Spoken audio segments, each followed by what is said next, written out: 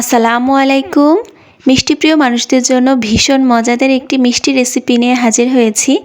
আজ আপনাদেরকে বানিয়ে দেখাচ্ছি সুজির রসবড়া মিষ্টি। এই মিষ্টিটা দেখে কিন্তু বোঝার উপায় নেই যে এটা সুজি দিয়ে বানানো। যারা মিষ্টি খেতে পছন্দ করেন না তারাও যদি একবার এই মিষ্টি খান আপনারা এই মিষ্টিটার ফ্যান হয়ে যাবেন। কোনো রকম বেকিং পাউডার কিংবা বেকিং সোডা ছাড়াই কিন্তু আমি আজকের এই সুজির রসবড়া মিষ্টিটা বানিয়ে নিয়েছি। আপনারা অতিথি আপ্যায়নে কিংবা কারো বাসায় বেড়াতে গেলে কিন্তু এই মিষ্টিটা বানিয়ে নিয়ে যেতে পারেন। কেউ বুঝতেই পারবে না যে এটা মিষ্টির দোকান থেকে কিনে আনা মিষ্টি নয়।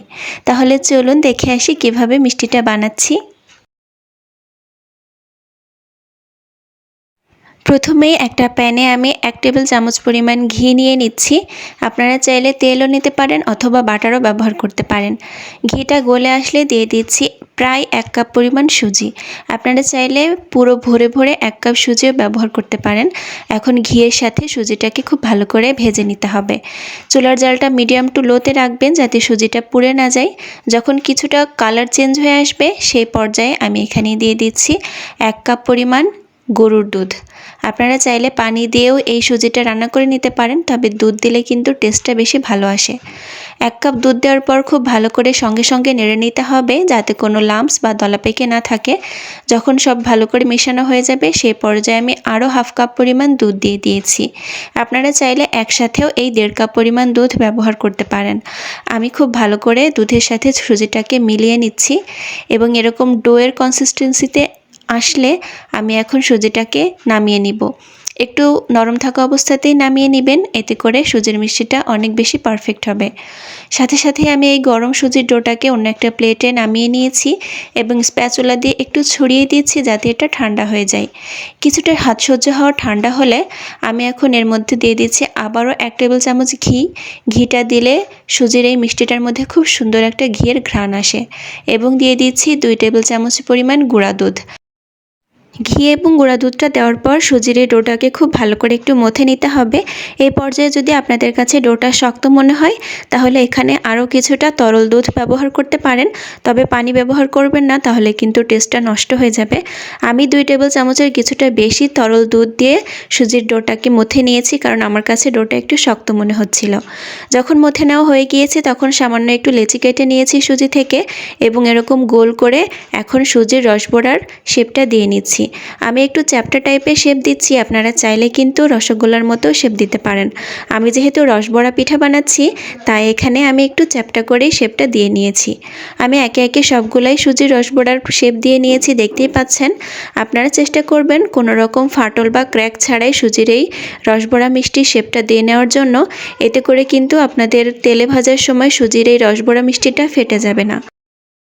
মিষ্টিগুলো ভেজে নেওয়ার আগে আমি চিনির শিরা তৈরি করে নিব। তার জন্য একটা কড়াইতে 1.5 কাপ পরিমাণ চিনি দিয়ে দিচ্ছি এবং দিয়ে দিচ্ছি 2 কাপ পরিমাণ পানি। চিনির শিরাটা একটু পাতলা করে তৈরি করতে হবে, তাই এখানে পানির পরিমাণটা একটু বেশি ব্যবহার করেছি। আপনারা যদি মিষ্টি কম খেতে পছন্দ করেন সেক্ষেত্রে চিনির পরিমাণ আরও একটু কমিয়ে দিবেন। 2টা মুখ ফাটানো এলাচ দিয়েছি একটু ঘ্রাণের জন্য, আর চুলাটা ধরিয়ে দিয়েছি। চিনিটা গলে আসা পর্যন্ত এই চিনির শিরাটাকে জাল করতে হবে। 5 থেকে 6 মিনিট জাল করলেই কিন্তু হবে, খুব বেশি ঘন করার প্রয়োজন নেই। চিনিটা গলে 2-1টা বলক আসলে আপনারা চুলাটা বন্ধ করে এভাবে একটা ঢাকনা দিয়ে চিনির শিরাটাকে ঢেকে রাখবেন। এখন সুজির সেই মিষ্টিগুলা ভেজে নিব। তার জন্য চুলায় প্যানে পরিমাণ মতো তেল দিয়ে নিয়েছি।